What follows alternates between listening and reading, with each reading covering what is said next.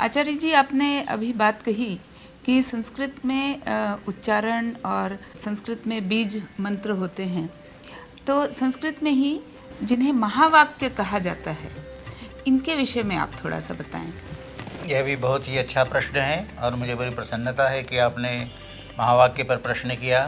यह भूला बिसरा वाक्य हो गया है इस देश के लिए, जैसे 4 ही वाक्य हैं जिन्हें महावाक्य कहते हैं।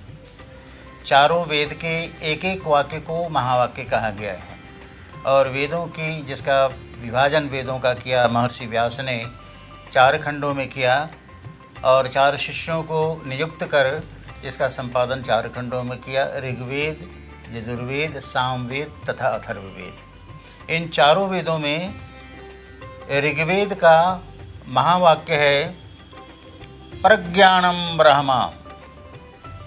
ये महामंत्र भी है और इसी मंत्र से दीक्षा भी दी जाती है।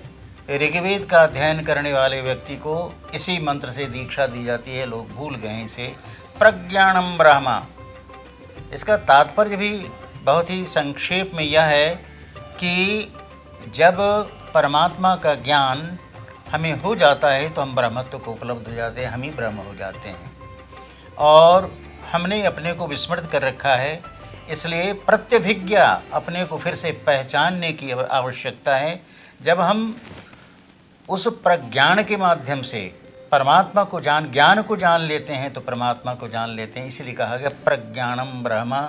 यह ऋग्वेद और ऐत्रेय उपनिषद की पंक्ति है। वैसे ऋग्वेद का महामंत्र है, महावाक्य है, और ऐत्रेय उपनिषद में इसका विस्तार से वर्णन किया गया है। दूसरा महावाक्य है यजुर्वेद का, जिसका महावाक्य है अहम ब्रह्मास्मि।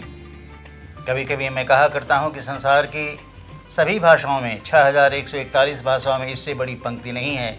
अगर कोई पूछे कि सबसे बड़ी पंक्ति क्या है तो मैं यही कहूँगा कि अहम ब्रह्मास्मि, मैं ही ब्रह्म हूँ। इससे बड़ी शक्ति, इससे बड़ी ऊर्जा, इससे बड़ा आत्मविश्वास, इससे बड़ा पुरुषार्थ, इससे बड़ा सर्वात्मीकरण, सर्वेश्वरता, सर्वैश्वर्य, सर्व सौंदर्य और क्या हो सकता है जिसमें व्यक्ति यह घोषणा करता है कि हम ब्रह्मास्मि।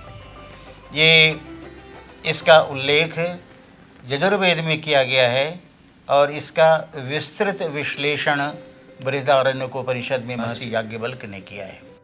तो यह वाक्य है, यह महावाक्य हुआ अहम ब्रह्मास्मि, मैं ही ब्रह्म हूँ। और तीसरा महावाक्य सामवेद का है, जिसमें कहा गया है तत्त्वमसि, तत्त्वमसि, तुम वही ब्रह्म हो जिस ब्रह्म की उपासना कर रहे हो। तुम किसकी उपासना करो? तुम ही तो वह ब्रह्म हो। तत्त्वमसि, तत्त्वमसि, तुम ही वह ब्रह्म हो। इसका यह महावाक्य महामंत्र है। इस मंत्र से सामवेद की दीक्षा दी जाती है और इसका विस्तृत उल्लेख छांदोग्योपनिषद में किया गया है। और चौथा महावाक्य है अयमात्मा ब्रह्मा। यह अथर्ववेद का महामंत्र है और इसका विस्तृत विश्लेषण मांडुक्योपनिषद में किया गया है। तो अयमात्मा ब्रह्म, ब्रह्म कोई बाहर नहीं है, मैं ही ब्रह्म हूँ।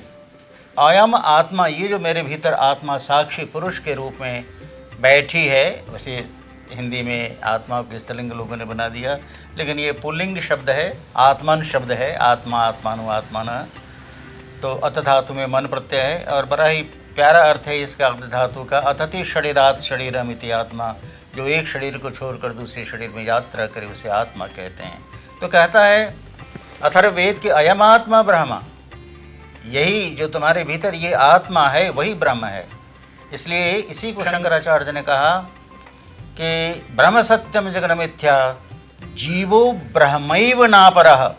जीव ही ब्रह्म है, न अपरः, दूसरा नहीं है। कहीं बाहर भटकने की आवश्यकता नहीं है, सिर्फ अपने को पहचान लेना है। ये 4 महावाक्य हमारे जीवन के ऐसे सूत्र हैं जो हमें इस भौतिक जगत से उत्थान कराकर दिव्यता तक पहुंचाने वाले वाक्य।